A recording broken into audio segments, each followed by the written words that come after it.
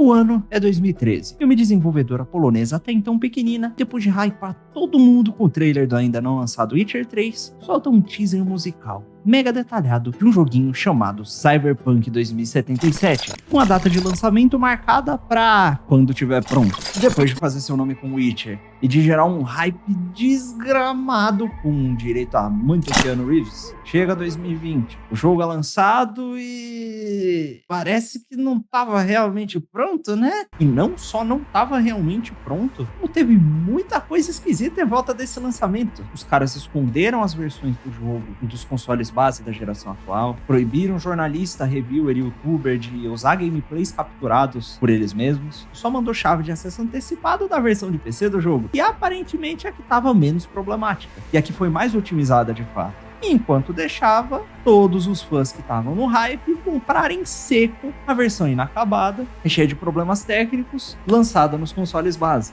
Definitivamente não foi um negócio bonito. Gerou uma corrente com uma cacetada de reembolso, um chilique midiático nunca antes visto e um evento inédito na indústria. Foi a Sony simplesmente removendo o jogo da loja deles, até que ele tivesse pronto para ser vendido de novo. Mas calma aí, como é que uma empresa vai te oferecer DLC de graça, expansões do tamanho de um jogo, para alguém que lança jogo às pressas, sem estar terminado e vende pros fãs? E tudo bem, eles deram mancada, mas será que esse chilique midiático todo e que essas medidas da Sony realmente são justificadas? Até porque, bom, existem exclusivos da própria Sony, como Days Gone, lançaram cheio de bug de problema técnico e estão até hoje completamente num estado meio mais ou menos, e não foram removidos de loja. Tem também o Homem-Aranha Miles Morales, estava causando problemas graves no PlayStation 5, chegou a brincar a console, tinha diversos bugs visuais do mesmo tipo e até piores do que os que estão rolando no Cyberpunk,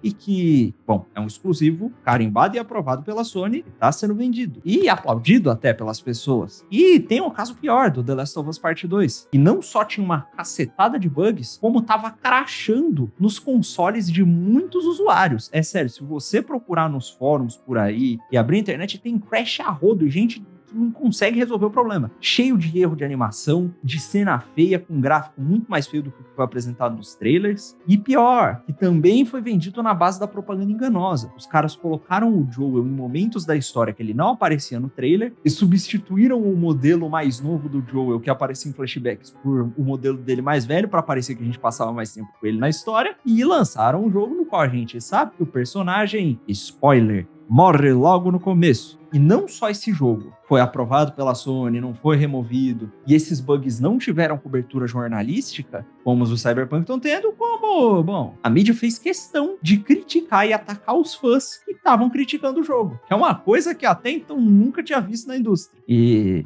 fora o caso de jogos como Anthem, que também tiveram um puta de um hype antes do lançamento, um monte de trailer que deixou todo mundo boquiaberto, estava sendo produzido por veteranos da série Mass Effect, e quando lançou não só não entregava nada do que prometeu, como literalmente brincava consoles. Você botava o jogo, tentava rodar, e o seu console queimava, parava de funcionar. Ele continuou sendo vendido na loja. E bom, se tem casos tão absurdos assim, por que é que não só a Sony não teve uma postura tão agressiva com esses jogos, mas por que tem essa diferença de tratamento na mídia também? Por que tem tanto estardalhaço assim em volta do Cyberpunk? Porra, será que isso justifica as comparações do jogo com Hitler? Foi só o hype? Foi só o marketing? A CDPR fez alguma coisa de errada? Ou foi só perseguição ideológica, como dizem alguns desenvolvedores da própria empresa? Na verdade, é um pouco mais complicado do que isso, porque rolou mentira da imprensa, rolou perseguição, teve um monte de mancada da própria CDPR, confusão administrativa, e é um negócio memorável. E para entender direito, certinho, como é que isso influencia o lançamento bugado do jogo, a gente tem que não só saber certinho o que aconteceu nos ataques midiáticos, mas também umas pisadas na bola que a própria CD Projekt Red fez nesse meio tempo. Por que não?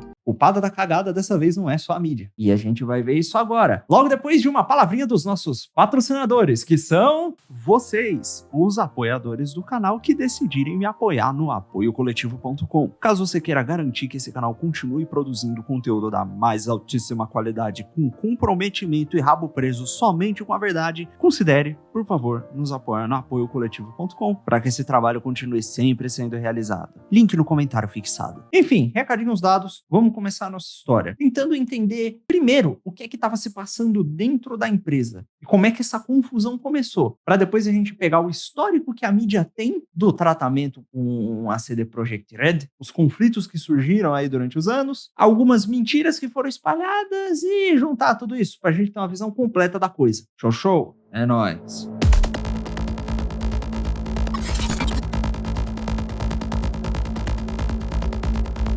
Tá, antes de mais nada, vamos começar esclarecendo algumas confusões que estão rolando por aí sobre o desenvolvimento do jogo. O primeiro deles é o tempo de desenvolvimento do próprio jogo, que tem muita gente dizendo que é de 8 anos. Ou seja, que o jogo está há 8 anos em desenvolvimento e mesmo assim veio cheio de problema. Isso não é verdade. Isso porque, como eu citei aqui no começo do vídeo, o Cyberpunk 2077 foi sim anunciado em 2013, 8 anos antes do lançamento. Mas nessa época, Witcher 3 ainda não tinha sido lançado. E a CD Projekt não era uma empresa tão gigantesca assim. Então é muito difícil eles terem 2 jogos em produção ao mesmo tempo. Mas pra gente não ficar especulando aqui, vamos para fontes oficiais. Existe um trailer do Cyberpunk 2077, no qual a CD Projekt escondeu um easter egg falando sobre qual era o estado do jogo, quais eram os próximos passos e o que eles iam mostrar. E nesse easter egg, eles colocaram que o jogo só começou a ser desenvolvido mesmo, só entrou efetivamente em pré-produção.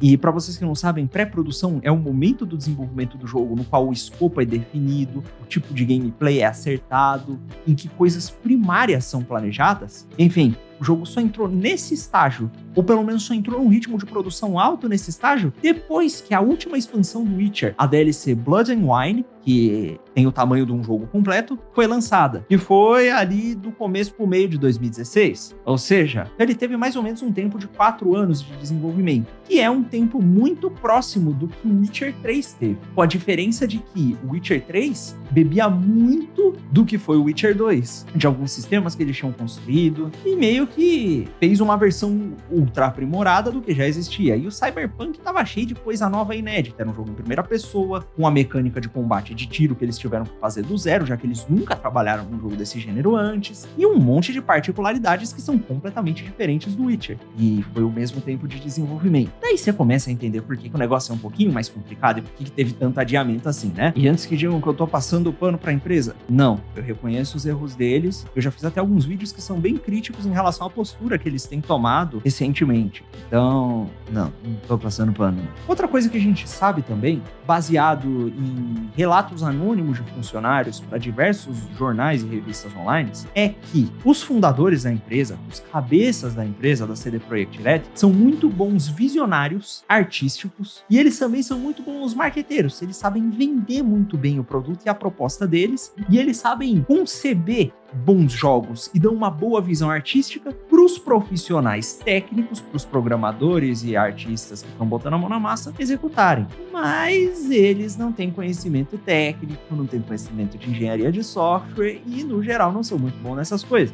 Isso também é verificável quando a gente pega as entrevistas que eles deram por aí em diversos documentários, como um documentário excelente do NoClip, em que eles falam sobre o começo da empresa e depois que eles falam sobre a produção do Witcher 1 e 2, e basicamente a CD Projekt começou não como uma desenvolvedora de jogos, porque, novamente, o CEO que fundou ela não sabia fazer isso. Eles começaram pirateando o jogo e, depois disso, eles passaram a traduzir jogos para polonês, e aí só depois de muito tempo fazendo isso é que eles foram começar a desenvolver os próprios jogos com o seu primeiro jogo, que foi o Witcher 1. O que, bom, demonstra que eles também são uma empresa jovem e relativamente inexperiente, se a gente compara, por exemplo, com uma Bethesda ou com uma Ubisoft, ou alguns outros estúdios grandes que a gente tem por aí. Mas, obviamente, é de se notar que entre o Witcher 1 e o 3, eles aprenderam muita coisa, e que muitas coisas na estrutura da empresa mudaram conforme ela foi crescendo. Uma dessas coisas foi um negócio chamado abertura de capital. Ou seja, a empresa abriu o capital, que antes era privado, pertencia aos fundadores, para o mercado de ações. Ou seja, agora investidores do mundo todo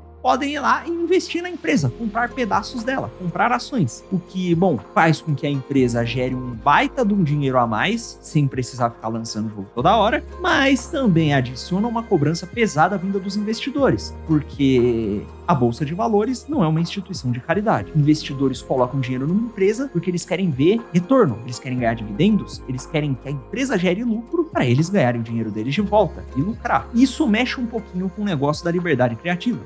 Porque imagina que você aí investiu algumas dezenas de milhares ou centenas de milhares de dólares ou até alguns milhões numa empresa de jogo especificamente. E, bom, por mais que essa empresa não esteja dando prejuízo, por assim dizer, ela não tá gerando tanta receita. Porque ela lançou um jogo faz uns 3, 4 anos, tá trabalhando numas expansõezinhas aqui e ali, tem umas vendas recorrentes aqui e ali também, mas não lança nenhum grande jogo novo que traz um fluxo de caixa novo mais alto. Não tá te dando tanto retorno. Agora imagina que você botou seu dinheiro lá e que ele tá parado lá.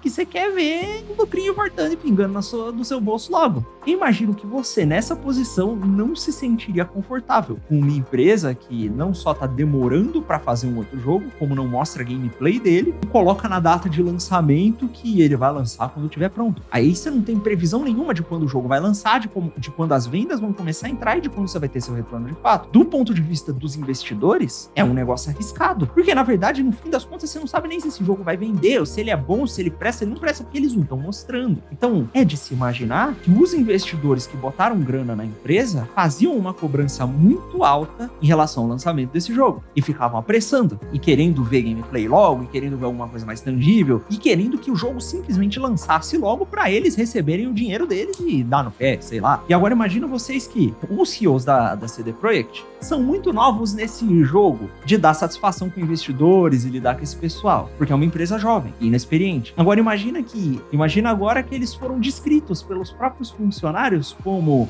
visionários e marqueteiros. E imagina um pouquinho mais. Como você acha que um visionário e marqueteiro lida com a cobrança e pressão crescente do investidor que quer ver logo um jogo novo sendo lançado, quando ele não tem material do jogo para mostrar e não tem jogo pronto para lançar? É simplesmente fazendo promessa e gerando hype para apaziguar os ânimos dos investidores, aumentar o número de pré-vendas e gerar a entrada de investimento novo para aumentar o fluxo de caixa e talvez assim dar um pouquinho de retorno para a galera que entrou lá antes. Isso é exatamente o que a CD Projekt tem feito esses anos todos. Você vê, o primeiro teaser do jogo era um negócio modesto, e daqui a pouco começaram a sair declarações de que o jogo era, em todos os sentidos, mais ambicioso que o Witcher 3, e aí bota lá o Keanu Reeves, e fala que é um novo nível de imersão nunca antes executado nos jogos. E foi um hype tão grande, uma bola de neve tão gigantesca, que gerou uma ansiedade tão grande nos jogadores e nos investidores, que, segundo relatos anônimos de desenvolvedores, esses caras aí chegaram a soltar para apaziguar os ânimos que o jogo estava pronto e perfeitamente jogável do começo ao fim, numa época em que ele simplesmente não estava, dizendo que ele só precisava ser polido agora. Você não precisa nem especular muito, é só ver o estado no qual o jogo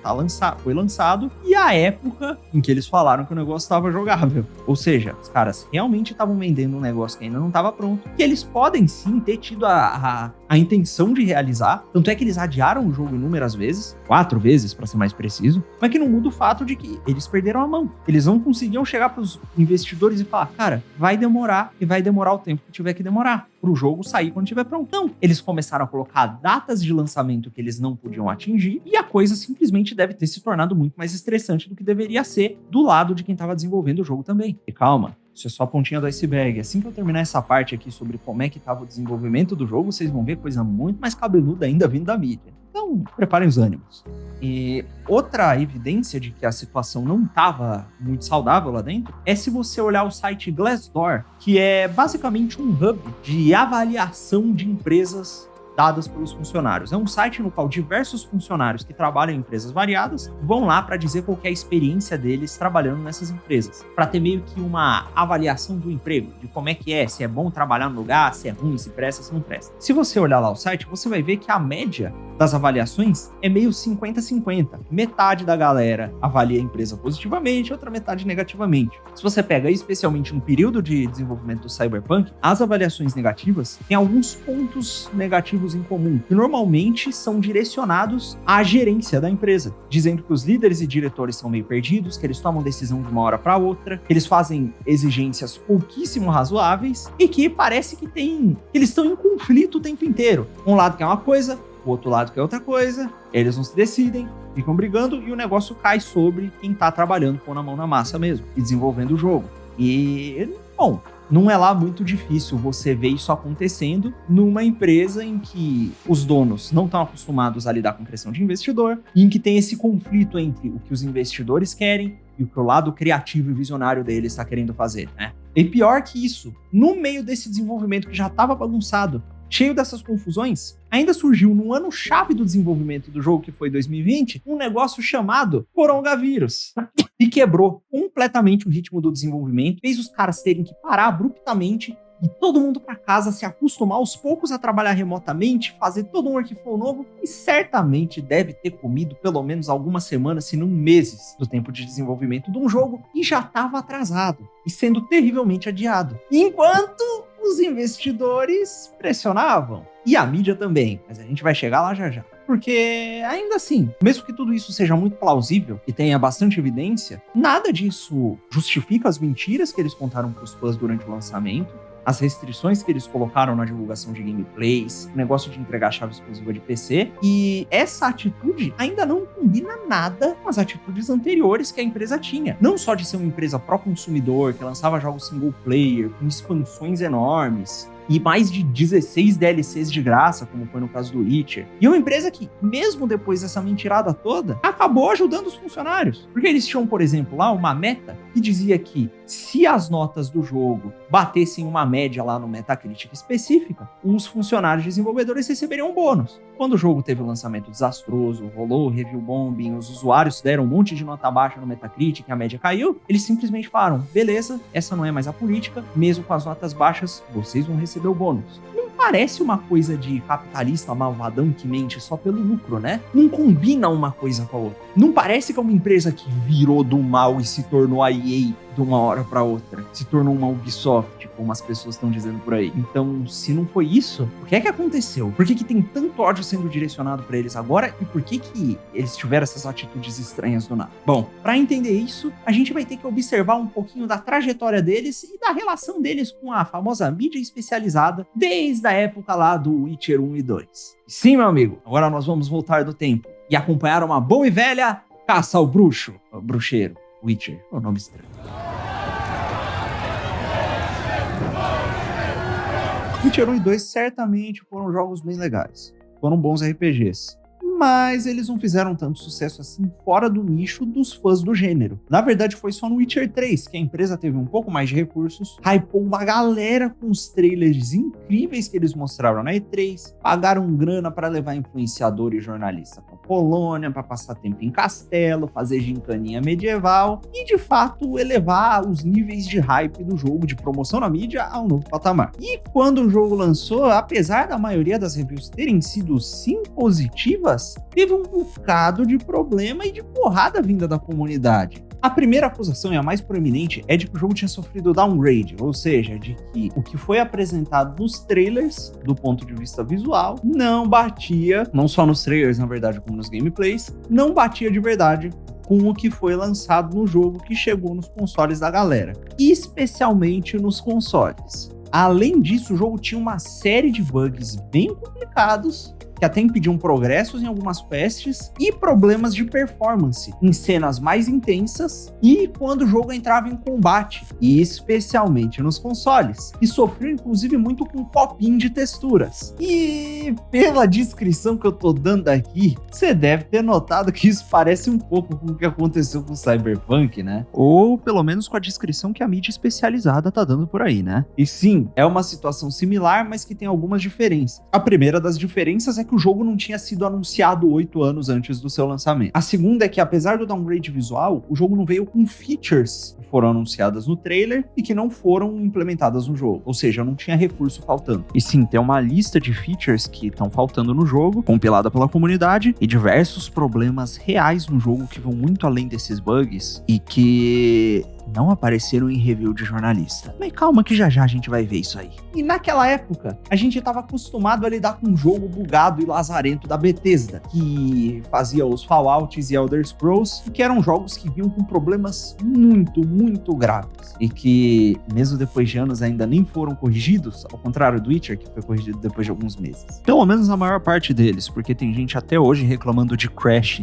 no Witcher 3, que não foi corrigido. Mas, novamente, por algum motivo que já a gente vai descobrir, a mídia não falou disso aqui, né? Na verdade, essa época, a gente teve o lançamento do Fallout 4, que era o grande RPG esperado da Bethesda, que veio com uma porrada de bug que a Bethesda não corrige até hoje, que a comunidade teve que corrigir através de mods, e que foram bugs que, inclusive, foram carregados quando a Bethesda lançou o Fallout 76, usando a mesma engine, e veio com os mesmos problemas. Enfim, a gente estava lidando com a Bethesda, e de repente vem a CDPR, que lança o jogo, sim, com diversos problemas, mas com qualidade ali relativamente superior ao que a gente tinha com os jogos da outra empresa. E não só isso, como a Bethesda lançava inúmeras DLCs para seus jogos, que eram DLCs caras. Na verdade, eles lançaram o Fallout 4 já com o Season Pass caro pra boné, e essas DLCs não eram expansões tão grandes assim, especialmente no caso do Fallout 4. E, bom, a CDPR não só consertou o Witcher 3 depois de alguns meses, corrigindo os bugs e os problemas de desempenho nos consoles, como também fez mais. Entregou mais de 16 DLCs gratuitas, duas expansões enormes, que eram quase do tamanho de um jogo novo completo. O que foi mais do que o suficiente para alçar a CDPR ao posto de nova queridinha dos fãs de RPG, especialmente os que estavam meio ressentidos com a Bethesda, e para fazer todo mundo esquecer do downgrade, do lançamento problemático e dos problemas que eles tiveram nos consoles na época em que o jogo lançou. Mas nessa época de glória, mesmo com as reviews positivas, a gente já começou a notar um padrão de comportamento da mídia em relação aos jogos dessa empresa. Mesmo colocando reviews positivas, porque aquele era um jogo que não dava para criticar tão pesadamente assim, no corpo das reviews, alguns sites começaram a fazer alguns comentários de cunho social ou ideológico, por assim dizer. Com reviews, notadamente as da Polygon, falando sobre como o jogo era racista e não tinha representatividade por não ter negros, e era um jogo machista, porque, bom, é um jogo medieval que retrata a forma como as mulheres eram tratadas na época medieval, e isso foi visto como problemático, como machista. Ou seja, os caras davam nota alta na review e criticavam aspectos ideológicos no corpo. Mais ou menos como alguns sites estão fazendo também com o Cyberpunk. É curioso notar isso aqui, mas a gente vai chegar nisso já já. Porque daí pra frente começaram a surgir vários textos até independentes falando do machismo que tinha no jogo e do tal racismo estrutural pelo jogo, que é baseado na cultura polonesa, não tem negro, tem pessoas com traços africanos. E em resposta a isso aí, a CD Projekt disse que eles escolheram de propósito retratar os conflitos culturais que acontecem dentro do jogo com inspiração nos conflitos culturais europeus. Porque eu não sei se vocês sabem, mas não é só porque todo mundo basicamente na Europa é branco que significa que não tenha treta étnica. Na verdade, a Europa é um território muito pequeno, em que você tem italianos, aí você tem franceses, aí você tem ingleses, irlandeses, islandeses, convivendo perto de portugueses, espanhóis, assim, são culturas completamente diferentes, pessoas que falam línguas distintas e que estão tendo que se dar bem uma com a outra num território pequenininho, num continente que, se bobear, mal dá o tamanho do nosso país. Que tem países cuja população é menor que a população de São Paulo. Você literalmente pode pegar um trem de um país para outro e atravessar um continente numa boa. Então, os conflitos culturais que aconteciam ali na Europa não eram conflitos de brancos contra negros, mas eram de nacionalidades diferentes, eram conflitos culturais. E, bom, os desenvolvedores falaram que se inspiraram nesses conflitos culturais europeus para retratar os conflitos culturais no jogo, dizendo até que eram conflitos em 50 tons de branco. E o mais importante, sem pedir desculpa e sem abaixar a cabeça para as demandas que esse pessoal da mídia estava fazendo. E se a gente olhar para esse quadro do que aconteceu aqui, a gente nota uma coisa muito parecida com o que a gente vai ver com o Cyberpunk daqui a pouco. Porque vamos desenhar aqui o que aconteceu. Um jogo foi muito hypado, lançou sem entregar totalmente o que prometia, especialmente no quesito visual, com problemas de desempenho, especialmente nos consoles, recebeu notas altas, mas no corpo dos reviews e nas discussões de fórum, especialmente fóruns como Reset Era, que jornalistas frequentam, em textos individuais, a imprensa começou a descer a lenha no jogo, por ele não ser progressista o suficiente, ou por ele ser racista e machista e etc.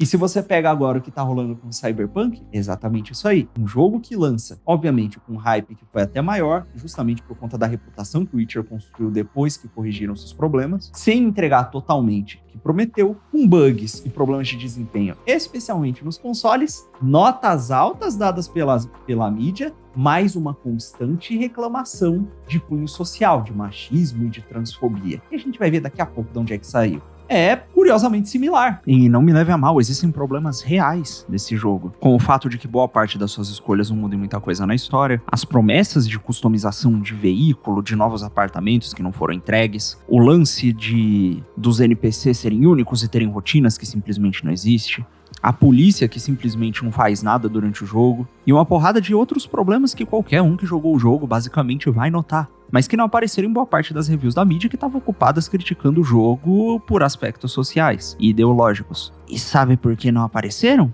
Bom, eu vou deixar um jornalista te dizer. Like the thing I mentioned earlier where there were twins that were one person in two bodies.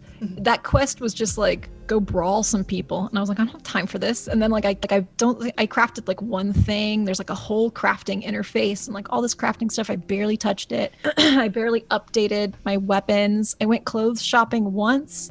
There's these like, you know, like in Red Dead Redemption 2, you would like walk by something and it would be like an emergent thing happening and you could interact with it. There's stuff kind of like that. But it was just like, help the cops catch these criminals. And I was like, what if I don't want to help the cops? And then I would just drive away. And like, I did some quests and I was like, I don't understand what that was trying to say even. Like, I looked at my inventory and I was like, I don't even know what half of these things are because I've just barely touched it. Sim, a jornalista que avaliou as mecânicas do jogo disse que mal jogou o jogo e mal testou essas mecânicas. Parece até que esse pessoal não tá tão interessado nos jogos, né? E mais em outra coisa.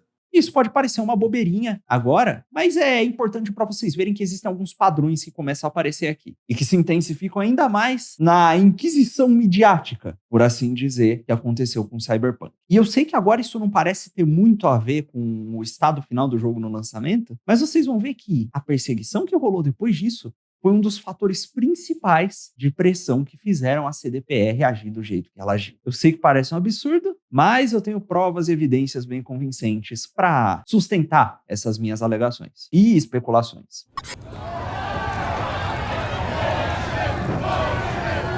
Até esse ponto da nossa história, a gente viu que o Witcher 3, apesar dos problemas de lançamento e de uma perseguição leve, que foi esquecida depois das premiações que o jogo ganhou e das expansões serem lançadas, meio que elevou a CD Projekt Red a um novo patamar. E elevou também o hype que estava em cima das produções dela. E fez todo mundo ficar estupidamente ansioso para Cyberpunk. E bom, o departamento de marketing da empresa começou a se aproveitar disso. E por volta de 2016, frases como Cyberpunk é muito mais ambicioso em todos os sentidos do que Witcher 3, tanto no desenvolvimento quanto no marketing, começaram a aparecer por aí. E assim que isso virou manchete, um estúdiozinho indie, conhecido por jogos desses que tem mais narrativa do que gameplay em si, chamado The Chinese Room, que desenvolveu Everybody Goes to Rapture, e é um jogo aparentemente bom, retweetou uma manchete no artigo da GameSpot e disse: e aparentemente vai ser tão machista quanto os outros jogos, ao julgar pela foto. Isso aí é pra você ver como é que esse discurso de que o jogo era machista realmente correu a indústria toda. E tava até na boca de desenvolvedores indie que vocês sabem muito bem pelos outros vídeos que a gente já fez aqui e são muito amiguinhos da mídia, né? E a resposta da CD Projekt foi que, bom, não, aquilo ali não era uma sexualização deliberada de uma personagem feminina, e sim uma referência visual a uma ilustração da personagem Alt Cunningham em um dos livros do RPG de mesa Cyberpunk original. Ou seja, era uma referência visual ao material fonte. E a coisa não terminou por aí, porque depois que mostraram a customização de personagem do jogo, começaram a acusar o jogo de ser transfóbico. Por quê? Porque tinha uma escolha de gênero, e quando você escolhia o gênero, o jogo também definia automaticamente a sua genitália e a sua voz. Isso até foi mudado no jogo depois. Você pode, por exemplo, colocar uma voz feminina num corpo masculino, uma voz masculina num corpo feminino, porque é Cyberpunk, as pessoas fazem modificações do seu próprio corpo, isso é perfeitamente possível. Tem personagens do Cyberpunk que tem mais implante do que carne e corpo original dela mesma no corpo. Mas isso não impediu do pessoal criticar, falar que o jogo não era Cyberpunk o suficiente e implicar com piadinhas bobas que o próprio Twitter oficial do jogo fazia, como, você assumiu o meu gênero? E não só isso, como os caras foram mais fundo e replicaram essa piadinha em toda a mídia. Fizeram um baita de um bafafá pra atacar a empresa. Depois, pra ajudar, a GOG, que é tipo a Steam da CDPR, foi lá e tweetou uma hashtag que chamava Won't Be Erased, que é o inglês para não seremos apagados. Era uma hashtag do movimento trans. Eles foram lá e tweetaram isso para dizer que jogos antigos nunca seriam apagados. E o pessoal encarou isso com um desrespeito à hashtag ativista trans. E fala, olha lá a transfobia de novo da CD Projekt Red. E virou manchete de novo o negócio. E os caras começaram não só a espalhar isso pela mídia, como fazer coisa pior. Porque, bom, o funcionário que fez esse tweet, ele foi demitido da empresa. Mas os caras não se deram por satisfeitos. E tanto esse cara que fez essa piada aí com a hashtag, quanto o cara que tweetou "Você assumiu meu gênero" na conta oficial do Cyberpunk, foram rastreados pelo pessoal de um fórum de progressistas que curtem videogames chamado Reset Era, e tiveram seus dados, nome, telefone e contato expostos a público e começaram a receber ataques e ameaças desse pessoal. Ou seja, os progressistas que fizeram esse negócio explodir, expuseram dados pessoais dos funcionários da empresa que estavam envolvidos nessas piadinhas e fizeram com que eles recebessem ameaças por uma simples piada. Pode ter sido uma piada feliz, pode ter sido uma piada infeliz, mas acha admissível fazer isso? Ainda mais um caso em que um dos caras já tinha sido até demitido. É complicado. E daí os caras encasquetaram também que existe um anúncio no Cyberpunk que tem uma modelo trans. E eles disseram que aquilo era uma fetichização das pessoas trans, que aquilo era transfóbico e desumano. Não só isso aí foi notado por todos esses caras, como foi compilado numa espécie de dossiê nesse fórum Reset Era, no qual os caras estavam expondo dados pessoais de funcionários. E depois de ter sido compilado, isso aí repercutiu em diversos artigos em toda a mídia, pintando assim a empresa como se fosse verdadeiramente uma empresa transfóbica. E, em resposta a isso, pediram desculpa pelas piadinhas do Twitter e não mudaram o conteúdo que tinha no jogo. E, além disso, os próprios cabeças da empresa já fizeram doações muito generosas para a campanha política de um político polonês do país deles, que é muito conhecido por apoiar publicamente e politicamente causas do movimento LGBT. Certamente é um cara transfóbico esse aí, né? Puta que pariu. E essa aí é a pontinha do iceberg. Vamos que o negócio vai piorando. Durante todo esse fuzuê do hype, da perseguição e dessa treta toda que tava rolando, em 2019 a CDPR lançou pela primeira vez aquele clássico trailer de gameplay que mostra uma missão no começo do jogo, em que a gente entra com o nosso amigo Jack num apartamento para resgatar uma mulher que tá inconsciente, quase morta, e foi raptada por um grupo de criminosos desgraçados, a Sandra Dorset. E, obviamente, os militantes vieram e disseram que aquela mulher estar pelada dentro daquela banheira, com os seios expostos, e você, como um homem, resgatar ela, era um negócio 100% machista, com a fetichização do corpo feminino e da nudez. E os desenvolvedores falaram, não é, isso é uma bobeira. Se iniciou toda uma discussão em volta disso, obviamente com a divulgação ampla da mídia dessa narrativa. E, de repente, uma moçoila muito conhecida de quem já acompanha aqui o canal, chamado Anita Sark, espaço Isian, eu tenho medo de ficar falando o nome dela, tweetou o seguinte: Oi, CDPR. Eu estou sempre disponível para consultoria e parece que vocês precisam me contratar. Antes que a internet destrua vocês completamente, pelo que parecem ser representações potencialmente sexistas, com as quais vocês já tiveram problema no passado. Para você que não entendeu, que não sabe quem é essa moça, eu falei muito do escândalo no qual ela estava envolvida em um vídeo aqui de 1 hora, que é um documentário chamado O Futuro Sombrio dos Games. Você pode ir lá assistir. Eu recomendo muito para vocês saberem o que está acontecendo na indústria que a gente tanto gosta e o que esses caras estão tentando fazer. Mas para resumir aqui, basicamente, essa mulher, que é conhecida por ser uma feminista militante e por militar em cima de cultura pop, veio do nada, em plena meia-idade, fazer críticas a respeito de videogames, sem nunca ter feito isso em nenhum outro momento da sua carreira. Enquanto dizia, inclusive, que era gamer e jogava desde a infância. Observação, tem esse clipezinho dela aqui dizendo isso. I'm gonna show you a remix that I just finished this weekend and no one else has seen. One person has seen it. It's a soundtrack of one song, except I'm doing video games. So it's not exactly a fandom. I'm not a fan of video games. I actually had to learn a lot about video games in the process of making this.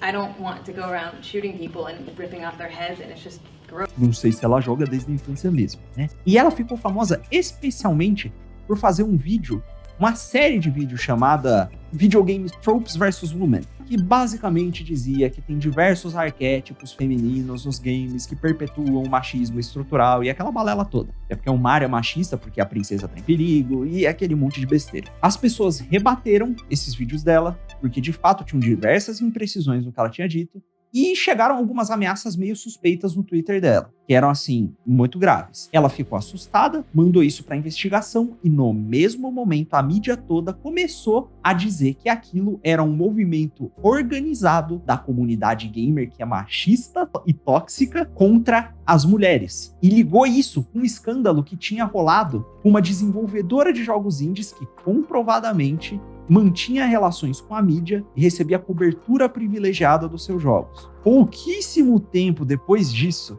mais de uma dúzia de sites grandes de games que tinham ligação com uma agência para a qual a Anitta trabalhava, publicaram no mesmo dia, praticamente ao mesmo tempo, artigos dizendo que os gamers acabaram, que o nome gamer tem que morrer, que a comunidade gamer é tóxica e que as empresas não deveriam mais fazer os jogos para os próprios gamers.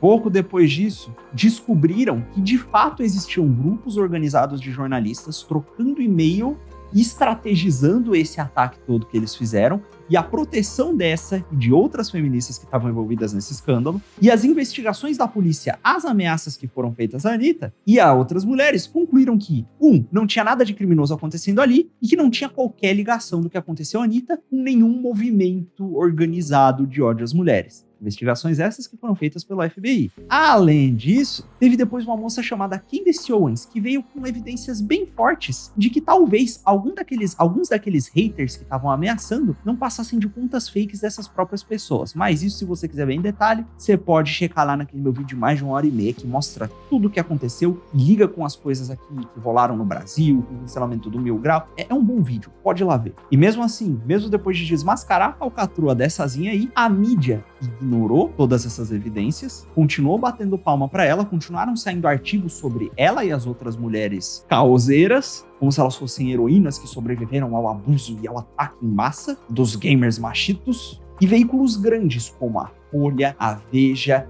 o G1 publicaram essas mesmas notícias e essa mesma narrativa. Elas foram parar e foram protestar na ONU para encobrir a mentirada toda. Foi um forfé. Tudo isso por quê? Porque questionaram a integridade de jornalistazinho e dessa feministazinha militante. Além disso, grandes figuras do mundo dos games, como Neil Druckmann, já disseram que essa moça influenciou e muito o The Last of Us 2. E ela também já foi contratada pela EA para fazer consultoria e dar pitaco em jogos como Anthem e Mass Effect, e aparentemente até mesmo Battlefield 5, que na época foi um jogo que se passava na Segunda Guerra Mundial e tinha uma ênfase num protagonismo feminino na guerra. É um negócio que não é historicamente preciso e deixou os fãs bravos e que, vejam só vocês, acabou sendo defendido pela mídia. O jogo da EA sendo defendido pela mídia, que novamente veio a chamar os fãs de machistas. Do mesmo jeito que a mídia defendeu o The Last of Us 2, que também foi influenciado por ela. Pode ser só uma coincidência, né? Agora você pega essas informações e liga com o que aconteceu aqui. Um tweet desta mesma feminista falando: ui CD Projekt, eu posso dar consultoria para vocês para ajudar a melhorar um pouco esse jogo de vocês que pode potencialmente talvez ser machista, né? Me contrata aí antes que a internet toda destrua vocês. Lembrando aqui, a mulher que tem conexões com a mídia, que supostamente fez mais de uma dúzia de sites publicarem uma narrativa que favorecia ela ao mesmo tempo, né? Mas assim, eu não vou acusar ninguém de nada, pelo mesmo motivo que eu não acusaria, por exemplo, a máfia italiana, na época em que eles vendiam serviços de proteção para lojistas locais e quebravam eles mesmos as lojas do lojista quando eles não pagavam pela proteção que eles mesmos estavam oferecendo. E depois dessa patifaria toda aí, o Cyberpunk, antes mesmo de ser lançado, durante a sua campanha de marketing, foi, assim como o Witcher também foi, acusado de racismo. Por quê? Porque basicamente existe uma gangue chamada de Animals, que são caras e moças bombados pra caramba, que agem e se comportam como animais, e essa gangue tinha vários negros. O pessoal falando, olha lá, tá retratando o homem negro como um bicho selvagem, guerreiro. Isso é o racismo estrutural, isso reafirma estereótipos negativos sobre a raça negra. E aí veio o Mike Pondsmith, que é o criador do Cyberpunk original e que inclusive estava altamente envolvido no desenvolvimento do Cyberpunk 2077, dizer: não, galera, isso não é racista, eu mesmo sou negro. E eu já tô cansado de gente xarope como vocês dizendo o que é ou não é ofensivo pra mim. Sai daqui, não enche o saco. Ou seja, deram um chega pra lá na mídia. E depois de ter rejeitado a consultoria da Anitta. Mas calma lá, porque eles pisaram em mais um calo meio importante. Algum tempo depois, em 2020, começaram a acontecer uns protestos de cunho racial nos Estados Unidos. Daquele um movimento específico que diz lutar pela igualdade racial, mas cujos líderes falam abertamente que são, na verdade, marxistas treinados e têm propósitos ideológicos muito claros, enquanto os, entre aspas, manifestantes, que são retratados pela mídia como pacíficos, saqueiam lojas e fazem testes compulsórios de inflamabilidade de telhados e paredes alheias. Então, esses protestos começaram a acontecer e as entrevistas vieram. E os jornalistas vieram e perguntaram a CD Projekt: "Oh, Cyberpunk é um gênero bem politizado, né? Você vai tratar sobre as revoltas do Black Lives Matter que estão acontecendo hoje em dia no seu jogo?" E a resposta deles foi: "Meu irmão, o jogo já tá escrito e com o roteiro pronto faz um tempo. A gente não vai incluir isso. E mais, esse jogo não é feito para ser uma peça política. É um trabalho artístico fechado, que passa as mensagens que ele tem que passar e retrata o que ele tem que retratar. Não um panfleto político." Tô parafraseando aqui, essa não é a citação exata, mas a citação exata estava aí na tela. E bom, vocês sabem que esse movimento é visto basicamente como sacrossanto por esses progressistas, e vocês sabem muito bem que isso provavelmente não deve ter agradado muito eles e os jornalistas que já estavam chamando a empresa de racista antes, desde a época do Witcher. E levaram até um chega pra lá do criador do jogo original, que é negro, e deviam estar mais bravos ainda com isso. E isso tudo vinha junto com veículos de mídia grandes, dando holofotes à narrativa de que a empresa era realmente preconceituosa e problemática. Mas o que isso tem a ver com o lançamento bugado do jogo? Você deve estar se perguntando. E onde é que tá esse tal ataque organizado do qual você estava falando, Lusca? Vamos ver isso agora. Então, vamos lá. Depois de desagradar movimentos grandes como o BLM, de emputecer ativistas LGTB e de pisar no calo da Sarkeesian, apareceu uma manchete muito esquisita na GameSpot que dizia que CD Projekt Red quebra promessas, inclui microtransações em Cyberpunk 2077.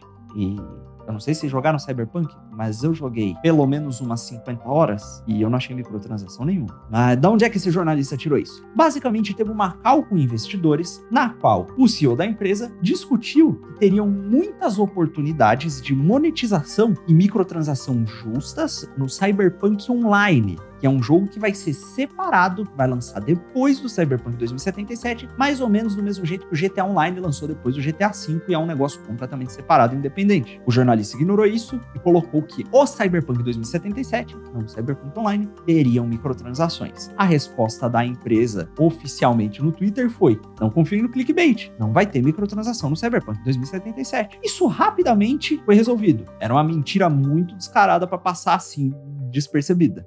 Eles tiveram que excluir e reescrever o artigo para um negócio que era um pouquinho mais congruente com a realidade. Ficou tudo aparentemente certo. E daí veio um jornalista chamado Jason Schreier, um ataque de oportunidade, se aproveitando dessa narrativa com mais uma mentirinha gostosa. Para quem não conhece o Jason, ele é um jornalista muito famoso por reportar casos do que a gente chama na indústria de crunch. E o que é crunch? É um termo que normalmente é utilizado para descrever horas extras extremas que acontecem durante um período estendido no processo de desenvolvimento do jogo. Para dar exemplos aqui, a gente tem casos como a Naughty Dog, que tem múltiplos funcionários dizendo que você basicamente era obrigado a dormir e virar à noite na empresa, passar a semana inteira praticamente lá, às vezes sem voltar para casa, durante meses e até anos, quase sem interrupção, sem vida pessoal, sem tempo para fazer o que você precisa fazer, a um nível extremo e desumano para atender os prazos impostos pelo estúdio. Tem até um exemplo que eles gostam de contar, de um caso em que alguns funcionários quase morreram por um acidente gerado pela hora extra que eles estavam fazendo. E assim, é um negócio tão pesado, mas tão pesado, que quase sempre que termina um jogo da Naughty Dog, boa parte dos funcionários que trabalharam no jogo se demitem. E o negócio chegou num nível em que o The Last of Us 2 não tinha quase nenhum membro veterano da equipe sênior que trabalhou em jogos anteriores da Naughty Dog na equipe de desenvolvimento. O único que tinha era o Neil Druckmann, porque eles estavam tendo até dificuldades para convencer pessoas que trabalham com games a trabalhar na empresa. Eles tiveram até que buscar animadores que trabalhavam no cinema para ter quem trabalhasse no jogo deles. Então eles estavam dizendo que ia ser CD Projekt, mesmo depois de adiar o jogo 4 vezes, quebrando promessas e adiando o jogo, falando que vai lançar na data e não lançando, estava novamente quebrando promessa e fazendo crunch quando eles disseram que eles não fariam. E aqui valem algumas observações. Porque, bom, primeiro, tem uma cláusula bem específica aqui que tá todo mundo esquecendo. É que no artigo do Jason Schreier, ele diz que todo o crunch ou as horas extras estavam sendo feitas de acordo com as leis polonesas, com as leis trabalhistas polonesas. E ele não mencionava que leis eram essas e que condições eram essas e só passava pra frente. E logo depois disso, diversos jornalistas pegaram esse artigo e replicaram em todos os sites grandes de games com essa narrativa de que a CDPR estava novamente quebrando promessas e obrigando seus funcionários a fazerem horas extras, sem mencionar as leis trabalhistas polonesas, chegando a comparar até com o crunch que rolou no Anthem e no Mass Effect, que é um crunch que funcionários relatam que literalmente causou ataques de pânico e problemas psicológicos neles.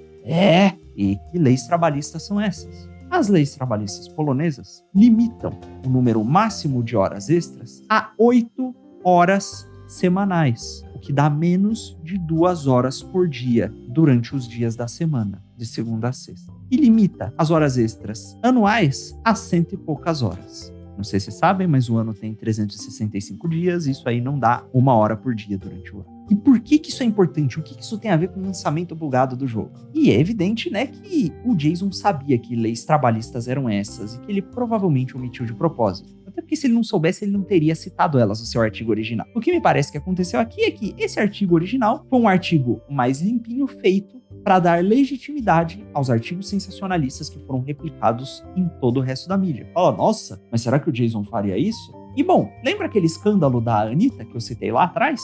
E então, o Jason estava altamente envolvido naquele grupo de jornalistas que estavam fazendo conluio para difamar toda a comunidade gamer e proteger as feministas, e foi pego dizendo para os amigos jornalistas que era melhor não cobrir o escândalo, porque basicamente o escândalo todo já tinha exposto a, entre aspas, relação incestuosa entre o jornalismo e os desenvolvedores de games.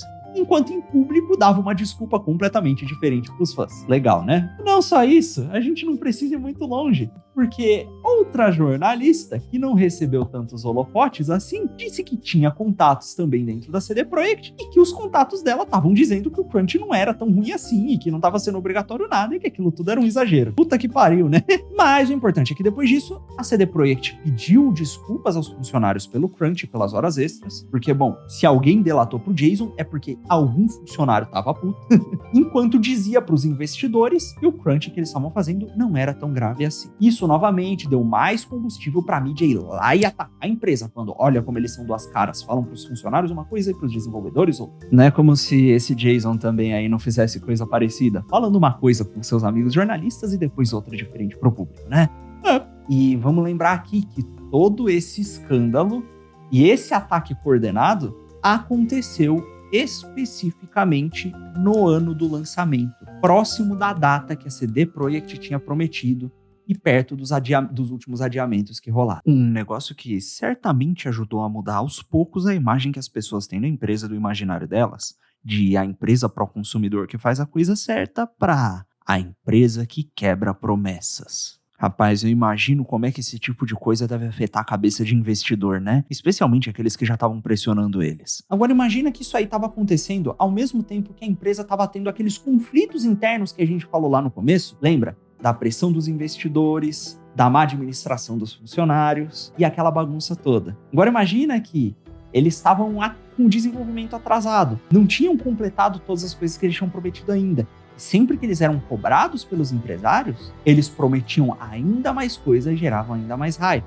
Agora imagina que diversas datas de lançamento foram chegando e eles começaram a adiar o jogo. Conforme eles começaram a adiar, veio essa narrativa da quebra de promessas, da empresa preconceituosa. E aí o que começou a acontecer? As ações da empresa começaram a cair. E a cada adiamento, elas caíam mais. E a cada pressionada da mídia, a coisa piorava. Vamos lembrar que essa era uma empresa que, antes desse bafafá todo, literalmente ultrapassou a Ubisoft, que é uma player gigante com milhares de estúdios em valor de mercado, que agora estava levando uma porrada imensa, não só por conta de pressão de investidores, mas por conta desses ataques da mídia que exacerbavam ainda mais os problemas que eles já estavam tendo internamente. E para demonstrar aqui para vocês que, de fato, a pressão da mídia estava realmente afetando a cabeça dos investidores, eu vou dar uma passada aqui na transcrição de algumas reuniões de investidores que rolaram recentemente. Enquanto as primeiras que rolaram lá em 2018, 2019 mal continham menções a matérias publicadas pela mídia e rumores, nas mais recentes a gente pode notar frases como essa aqui, em que um investidor pergunta a respeito de rumores que ele ouviu na mídia relacionados à otimização para plataformas Xbox. Também tem esse aqui se perguntando se na build de testes os jornalistas vão ter acesso a uma versão um pouco mais bugada do jogo. Esse aqui faz duas perguntas. A primeira é se o adiamento vai dar tempo suficiente para eles terminarem o jogo mesmo, e a segunda é dizendo que eles sabem que o estúdio vai ser criticado pelo crunch. E ele pergunta se o adiamento vai aliviar um pouco dessa pressão, o que novamente demonstra preocupação, ao menos desse investidor em particular. Esse aqui pergunta quantos pontos no Metacritic eles acham que o jogo deve ganhar depois desse adiamento, mostrando que a nota importa para os investidores, ou seja, que as avaliações da mídia têm peso para eles. Esse aqui dizendo que existem pessoas já falando, baseado nas builds de teste, que o jogo está sendo muito mais hypado do que deveria, superestimado, e que deixa a desejar em inovação tecnológica. E pergunta se eles acham que críticos que gostam de apontar buraco no trabalho dos outros vão reclamar muito do jogo publicamente. Esse aqui demonstra o crescimento da desconfiança dos investidores baseado nos adiamentos, perguntando se o jogo realmente está num bom estado e só precisa ser polido. Aqui tem uma outra questão que segue mais ou menos a mesma veia que essa. Esse aqui está dizendo que os atrasos e os adiamentos causam um burburinho negativo na mídia e no discurso público. E ele está se perguntando se a grana que a CDPR está gastando para cobrir esses danos na imagem pública, usando o departamento de marketing, vai afetar o orçamento promocional do jogo. E esse aqui também se preocupa com o cancelamento de pré-orders consequentes de mais um adiamento do jogo. Ou seja, isso aqui são indícios mais do que o suficiente para mostrar que os investidores de fato ligam para o que a mídia está falando a respeito do jogo durante a campanha de lançamento e sabem que isso tem impactos financeiros diretos na empresa e se preocupam, inclusive, em como isso pode afetar as vendas. Ou seja, toda aquela pressão tem um efeito real e os adiamentos também têm. E, novamente, esse tipo de pergunta só começou a aparecer nessas calls mais recentes, depois desses adiamentos e depois que a pressão da mídia começou a aumentar. E agora, em 2020, depois do Coronga ter atrasado ainda mais o desenvolvimento dos caras, que já não estavam em bom estado, depois de tudo isso, eles recebem esse ataque em massa e uma queda crítica nas ações deles, de uma hora para outra. E aí a CD Projekt tinha uma escolha. Ou eles adiavam o jogo de novo para, sei lá, pro ano que vem, para polir o jogo melhor, e se bobear, talvez nem entregar todas as features que eles prometeram, ou eles lançavam o jogo do jeito que estava e tancavam durante todo esse período de desenvolvimento que ia ser muito bagunçado, toda a pressão da mídia, a encheção de saco e esses ataques que estavam se intensificando e que iam derrubar ainda mais o valor de mercado deles e dar um baita de um prejuízo. Tudo isso na esperança de vender pra cacete e recuperar o prejuízo depois. Mas vale lembrar aqui que já tinha gente cancelando as compras que tinham feito na pré-venda e os próprios fãs estavam comprando já a narrativa da mídia. Então era ou arriscar ou lançar o jogo do jeito que estava, empurrar com a barriga, pedir desculpa e ir consertando do jeito que dava. E foram isso que eles fizeram da pior forma possível com esse monte de mentira que a gente conhece. Isso justifica as mentiras que eles contaram? Absolutamente não. Mas o que fizeram com eles foi um negócio muito claro que já tem um modus operandi marcado. E aí, quando o jogo foi lançado, supostamente com mais problemas do que Witcher 3, os jornalistas fizeram a mesma coisa de sempre. Igual fizeram com Witcher 3. Reviews com notas altas, com críticas voltadas a problemas sociais e ideológicos no corpo, e artigo malhando o pau na empresa em escala maior que a do Witcher. Nós temos, por exemplo, essa review da Engadget, cuja manchete é Cyberpunk 2077 valeu a espera. E que lá no meio do corpo da review reclama que não existem pronomes neutros, que não tem opção explícita para o V ser um não binário,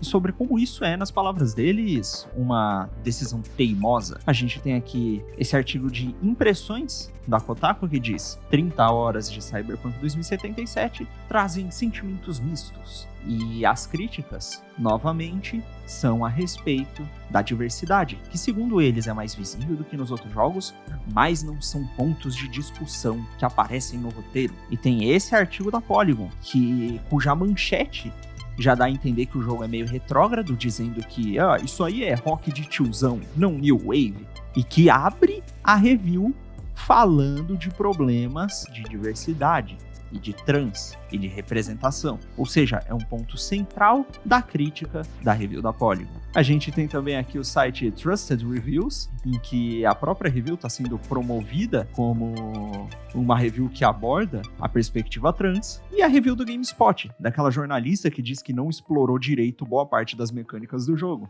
que reclama da fetichização das pessoas trans e da falta de representatividade. E, curiosamente, no meio dessa doideira toda aí, adivinha quem é que apareceu elogiando a review da Polygon, que abre com diversos parágrafos sobre representatividade e problemas trans? A nossa amiguinha Anitta, que fez aquela suposta ameaça ao jogo durante a campanha de marketing. Caramba, parece que ela tava realmente se dedicando a acompanhar isso aí, né? Sim, o jogo não tá em ótimo estado, ele não tá perfeito, mas eu, pessoalmente, joguei o jogo no Play 4 básico. Sim, eu joguei 30 e poucas horas de jogo, eu tive 5 crashes, e depois eu joguei no PC bastante, e tava rodando bem, sem problema.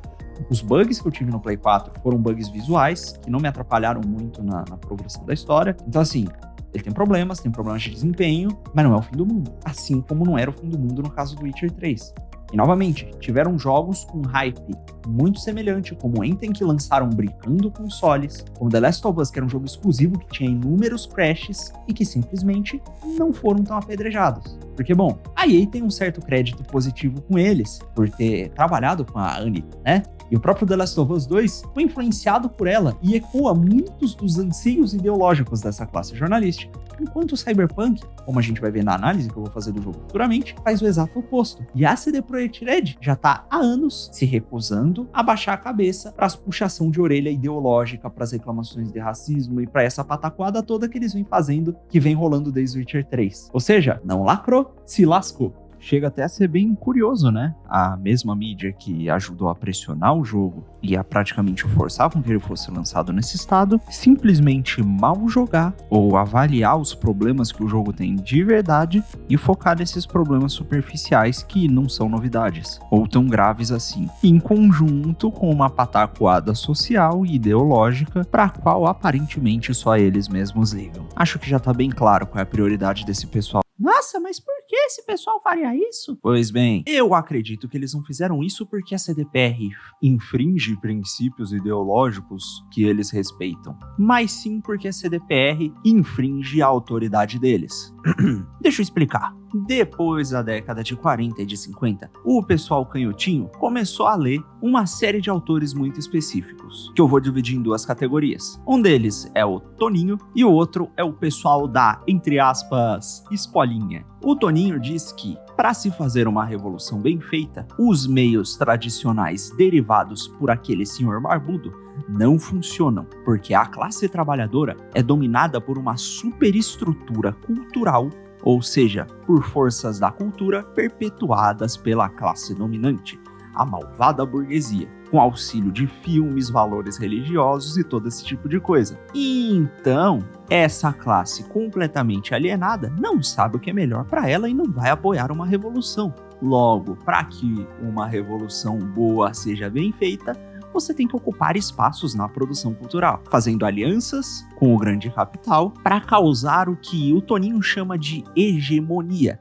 a dominação completa do discurso, expulsando ideais que discordam do seu do discurso público e perpetuando somente o que você particularmente acredita. Curiosamente, o pessoal da escolinha, que essa galera da mídia também já provou que leu bastante, é só ver o meu vídeo sobre a Isadora Basile, dizia que é impossível conhecer as coisas como elas são e que o que interessa, na verdade, era o trabalho intelectual que causa mudanças, a crítica social. E, bom, como você não consegue conhecer as coisas como elas são por causa da sua lente histórica e dos postos que você ocupa, mais ou menos como se fosse aquela ideia de consciência de classe, não existem valores que pautam essa tal desta revolução e essa tal dessa crítica. O que interessa é criticar tudo quanto existe para causar a destruição do que é em prol de uma nova ordem ou falta de ordem social que ninguém nunca descreveu. Logo, se aparece uma nova revolta subjetiva de uma classe supostamente oprimida, você deve apoiar essa revolta subjetiva. E quando essas revoltas entram em confronto uma com a outra, como a gente vê toda hora por aí, o que acontece é que você concorda com o líder revolucionário da vez ao qual você segue, porque esse aí não pode ser questionado simplesmente porque ele é o líder. Ou seja, digamos que um estúdio de jogo aparentemente até concorde com você, contrate pessoas de sexualidades e pensamentos diversos, ajude políticos que apoiam causas que você diz também apoiar, mas ele vai lá e discorda de você, um dos líderes que participa da casta elevada da mídia, em relação a como o jogo dele tem que ser produzido. Então, bom, não importa muito os valores dele. Importa que ele não gosta de você, ele não é seu aliado incondicional e ele deve ser criticado e destruído.